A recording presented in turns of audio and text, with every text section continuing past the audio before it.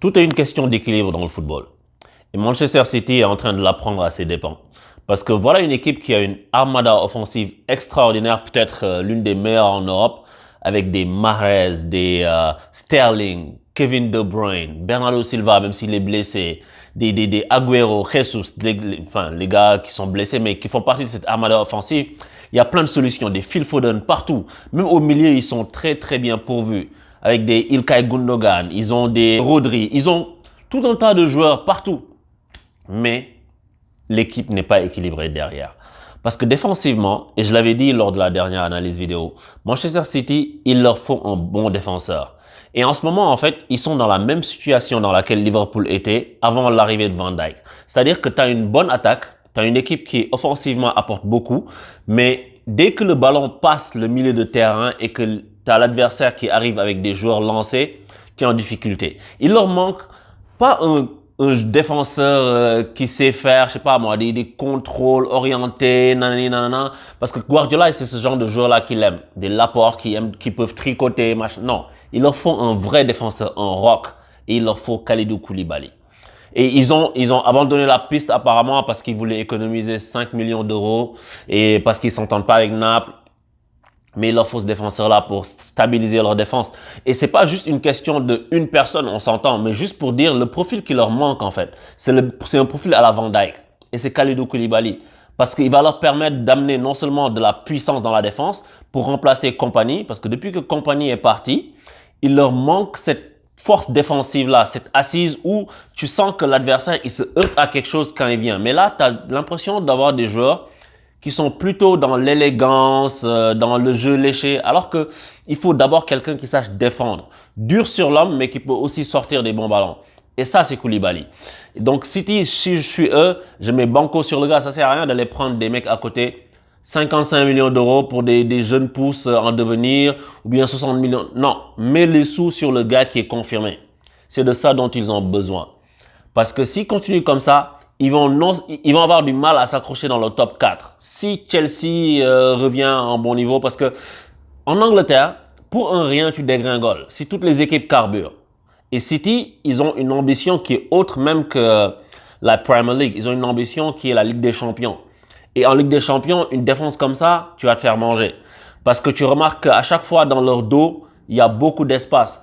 Heureusement pour eux comment il s'appelle, que Kyle Walker est rapide. Parce que sinon, ils en auraient pris d'autres. Mais tu as l'impression que c'est un truc très friable. Et c'est pas une question de juste Kalidou Koulibaly, bien sûr, à recruter. C'est une question de mentalité défensive. Cette équipe, elle est plus portée vers l'offensive tout le temps. Tout le monde, en fait, même les défenseurs centraux, tu as l'impression qu'ils sont là pour attaquer et pas pour défendre. Il faut un défenseur type. C'est ça qui manque à cette équipe de City parce que là, Guardiola, mon gars, 5-2. Comment tu peux prendre 5-2 contre Leicester chez toi? Leicester, en première mi-temps surtout, ils n'ont rien montré, Leicester. Ils sont restés dans leur camp, bloc super bas, moyen au début, mais après bas, et puis ils attendaient de ressortir en compte. De toute façon, depuis l'année dernière, c'est ça qu'ils font Leicester. C'est ça leur style de jeu. C'est pas beau à voir et ça crée pas beaucoup de choses, mais quand ils jouent contre des équipes du haut du panier, ils ont tendance à se recroqueviller sur eux-mêmes et puis attendre de lancer des comptes. Et vu que techniquement, ils sont pas aussi précis que les équipes du top, ben souvent, en fait, ils ont un jeu où la balle va et puis revient directement. Mais City n'a pas pu en profiter parce que même si Riyad Mahrez, quel joueur Riyad Mahrez, quel joueur.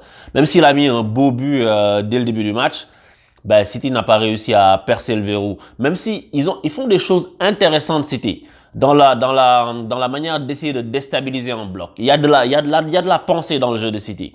Mais c'est que derrière, c'est pas assez solide. Et je ferai tout à l'heure un parallèle avec ce qui manque à Paris dans cette façon de déstabiliser le jeu de l'adversaire qui est recroquevillé sur lui-même. Mais Guardiola va falloir trouver des solutions parce que là, les autres équipes vont pas attendre. Hein. United, même s'ils ont gagné là, ils ont gagné à l'arrache, mais ça fait 3 points. Et tu vas voir des équipes comme ça. Chelsea, ils sont revenus alors qu'ils étaient censés perdre le match. Ça devait faire 3-1 ou 3-2. Ils ont réussi à égaliser. Ils reviennent du diable vauvert. Mais tout ça, c'est des points qui vont compter à la fin. Et d'ici à ce qu'on atteigne le mois de décembre, si City ne stabilise pas sa défense, ils vont être déjà derrière les grosses équipes. C'est moi qui te le dis. Donc, il va falloir que Guardiola change ça. C'est une mentalité. C'est une mentalité. Il suffit d'avoir des bons joueurs pour défendre comme ça. Et pour faire le parallèle avec ce que je disais sur Chelsea, les premiers pas de Thiago Silva ont été pas bons. Donc, faut le reconnaître. Moi, c'est un défenseur que j'aime beaucoup. Je trouve que c'est un très, très bon défenseur. Il est souvent décrié, mais je pense qu'à la fin de la saison, il sera parmi les meilleurs défenseurs en Angleterre. Je pense. Tu vois, on verra. De toute façon, l'avenir nous le dira, mais je pense qu'il va mettre tout le monde d'accord. Parce que les Anglais ont tendance à ne pas à ne pas donner du crédit à des joueurs qui jouent hors de leur championnat. Et là, ils vont l'avoir sous leurs yeux. Ils vont voir quel genre de défenseur c'est. Là, c'est un mauvais match de sa part, à oublier. Mais je pense qu'il peut revenir. Et Chelsea, il va falloir qu'ils s'accrochent jusqu'à ce que leurs joueurs reviennent. Parce que quand leur équipe sera revenue à un bon niveau, ben, je pense que Chelsea va faire très mal. Et pour bifurquer sur la Ligue 1 maintenant, le Paris Saint-Germain que j'ai regardé, et je voulais regarder le Barça aussi, la Juve, je voulais voir Cristiano Ronaldo jouer, mais ça fait 2 semaines que j'ai pas vu Paris, et je voulais juste vous regarder est-ce que ça progresse avec Thomas Tuchel. Donc aujourd'hui, en fait, il a essayé de faire quelque chose de différent en mettant un Mbappé Icardi en deux attaquants axiaux, même si après Mbappé il se mettait plus sur le côté. Mais j'ai pas compris son milieu de terrain avec Paredes, Draxler. Pourquoi tu mets Draxler? Draxler, il apporte rien. Il joue tout le temps vers l'arrière en fait. À chaque fois que le ballon lui arrive, le gars temporise, contrôle, remet une passe latérale. Mais il joue vers Draxler, il n'a plus aucune confiance en lui pour jouer. Donc, soit tu le mets sur un côté, et c'est ça son poste à Julian Draxler. Et soit tu le mets pas du tout. Mais tu peux pas le mettre au milieu de terrain. Mais Verratti, dont la rentrée n'a servi à rien, mais c'est normal. Mais Verratti. Le PSG, il leur manque justement ce que j'ai dit tout à l'heure, une capacité à déstabiliser le bloc adverse quand ça ne passe pas par Neymar. Et si on continue à jouer comme ça, avec juste Neymar qui est trop bas à mon goût, parce que quand Paris a le ballon, c'est toujours Neymar qui vient au milieu de terrain ou même dans sa zone pour essayer de repartir et puis construire quelque chose. Ça fait que Neymar, de l'autre côté, il est trop loin des actions. Et Mbappé aussi l'a fait par moments, c'est lui qui revenait, mais c'est pas le rôle, c'est à Verratti de faire ça. Si Verratti, on juge qu'il ne peut plus faire ça, ben on prend un autre joueur pour le faire. Et Paris, ils sont tombés sur une équipe, et c'est ça le cas classique du PSG en Ligue 1. Ils vont tomber sur des équipes qui vont être arc-boutées devant leur surface. Pour ça, j'ai déjà dit, il y a 3 solutions. Soit tu mets des frappes de loin. Au PSG, personne ne frappe de loin, sauf Paredes, mais ça fait très longtemps qu'il ne s'est pas approché assez pour frapper d'assez loin. Soit tu fais un jeu combiné dans les petits espaces, dans le cœur du jeu, et c'est ça qu'ils essaient de faire le plus souvent avec Mbappé, Neymar, Di Maria quand ils ont un bon jour. Et aujourd'hui, j'ai vu qu'Icardi a essayé d'ajouter. Mais surtout, ce que le PSG ne fait pas, c'est de passer par les côtés. Les gars, Thomas Tuchel, il faut passer par les côtés. Les latéraux doivent apporter, mais les latéraux n'apportent pas assez. Surtout sur le côté gauche, Baker, il n'apporte pas, il centre pas. Et c'est pas sa faute. J'entends les gens lui tomber dessus pour dire Baker, il n'apporte pas. Mais en fait, c'est la configuration tactique qui fait que le gars apporte pas.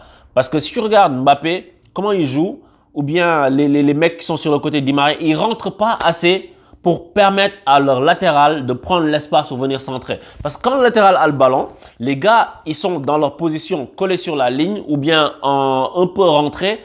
Mais c'est pas une action où ils sont, par exemple, en 1 contre 1 contre leur défenseur, qu'ils l'emmènent et puis qu'ils jouent sur le dédoublement pour que le latéral vienne centrer.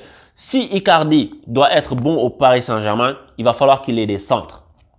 Il va falloir qu'il les descende. Aujourd'hui, il a eu des centres, mais c'était plus des centres qui venaient pas des latéraux. Ça venait plus de Di Maria qui était déjà dans le cœur du jeu ou de Neymar qui réussissait en étant dans le milieu à faire une balle en cloche qui sautait la défense. Icardi, il va avoir besoin d'être alimenté. Florenzi, c'est un bon joueur. Ce que je vois, c'est un joueur qui présente du potentiel. Donc, c'est lui il doit apporter des centres, mais pour ça, il faut qu'il ait l'espace pour centrer. Il faut qu'il arrive à lancer. Et regarde, Liverpool, ils ont le même problème. Mais Liverpool, ils règlent leurs problèmes. Parce que Alexander-Arnold, il centre. Des fois, il n'a même pas besoin de déborder. Robertson, il centre. Des fois, il n'a même pas besoin de déborder. Mais souvent, ils vont déborder parce que soit Sadio Mané, soit Salah vont prendre le ballon et amener 1 ou 2 joueurs avec eux, faire une talonnade ou bien faire une passe de l'extérieur, comme Zidane il faisait pour Lizarazu là. Et puis les mecs, ils viennent, ils centrent. Au PSG, il manque ça. Il manque du mouvement et des centres. Parce que l'équipe est statique. Quand Neymar a le ballon, parce que c'est lui qui prend le ballon pour construire, ben, les autres joueurs attendent parce que tu sais pas Neymar, est-ce qu'il va faire la passe tout de suite, est-ce qu'il va dribbler un ou deux joueurs d'abord. Tu ne le sais pas. Donc les gars sont statiques. Mais dans ce cas, écarte pour le latéral qui vient débouler. Mais il n'y a pas assez de mouvement pour ça. Donc Thomas Tuchel, s'il faut travailler sur quelque chose, il va falloir travailler sur ça. Parce qu'on ne peut pas continuer à passer par Neymar. Parce que Neymar, le jour où il n'est pas bon, ou le jour où il n'est pas dans le match, comme ça s'est passé lors de la finale de Ligue des Champions, ben le PSG va sombrer. Parce que Neymar, son attitude, c'est il se décourage. Parce que quand il se fâche, quand les gars commencent à lui mettre des taquets, etc., il prend le ballon, il veut les dribbler tout seul. Sauf que ça, c'est pas le jeu. C'est beau à voir et tout, hein, mais moi-même, j'ai fait waouh quand il a fait cette petite roulette derrière la jambe. Mais c'est pas ça que demande le jeu. Le jeu doit aller verticalement, rapidement, tac, tac, sur les côtés, on repique dans l'axe et on marque. Regarde ce que City fait. City, ils le font bien, même si leur défense, c'est pas trop ça. City, ce qu'ils font, c'est un principe de jeu qui consiste à remplir une partie du terrain, vider une autre partie du terrain pour mettre le ballon là-bas et finir dans l'axe. C'est-à-dire, par exemple, tu vas avoir un jeu où les équipes adverses sont regroupées, ok? Donc, le jeu, disons que le jeu est sur la droite. Ils vont faire des petits jeux, des petites passes, mais l'action, elle n'est pas censée se passer là. Tu vas voir City, tu vas voir Benjamin Mendy qui joue à gauche à City, le latéral, qui pourrait être donc ici, dans le cas qui nous intéresse, Baker. Il reste sur la ligne. Donc, ça veut dire qu'il est écarté et puis il n'est pas marqué. Pourquoi il n'est pas marqué? C'est pas parce que le défenseur latéral de l'autre côté ne veut pas le prendre. C'est que le défenseur latéral, il est obligé de serrer dans l'axe parce que le jeu, tous les autres joueurs vont être un peu vers l'axe comme ça. Donc, ce qui fait que quand le jeu est renversé sur Mendy, il a le temps de centrer. Donc, quand il centre, il va centrer dans l'axe, quelqu'un va venir couper. Que ce soit dans l'axe devant le but ou dans l'axe en retrait vers le point de penalty. C'est souvent ça qu'ils font. Et c'est ça qu'il faut faire quand tu as une équipe qui est regroupée face à toi et que tu as des joueurs, mais il faut qu'il y ait un bon état d'esprit. Et Mbappé, par exemple, pour citer Mbappé, il n'est pas dans le bon état d'esprit. Mbappé, il se regarde jouer. Neymar, on a beau lui tomber dessus, il est dans un meilleur état d'esprit que Mbappé. Ça, c'est la vérité. Après, je ne veux pas tomber sur le PSG parce que tout le monde pense que le PSG doit être extraordinaire à chaque match. Ils doivent mettre 10 buts à chaque fois. Les gars, on est en début de saison. On ne peut pas tirer des enseignements sur le début de saison comme ça, de façon hâtive. Laissons les gars se préparer. C'est juste qu'on peut noter les carences, mais on va pas jeter le bébé avec l'eau du bain. N'est-ce pas? C'est sûr qu'on sait que ça ne marche pas. On le sait. Mais il va falloir un peu de patience. Et Thomas Tuchel, moi, j'ai dit, je lui laisse un mois. Quand il aura tous ces gars, je lui laisse un mois pour voir déjà comment ça évolue. Là, aujourd'hui, j'ai senti qu'il a essayé de faire quelque chose. On va voir ce qu'il va faire. Après, si on voit que lui, vraiment, il n'arrive pas à faire jouer l'équipe et que son seul plan, c'est Neymar Mbappé, ciao, bonsoir. Aujourd'hui, il y a des points positifs. Icardi s'est montré, il a mis 2 buts qui n'étaient pas les plus difficiles, surtout le deuxième. Parce que le premier, quand même, il a amené de derrière la jambe. Mais il va falloir suivre l'évolution du jeu tactique de Thomas Tuchel.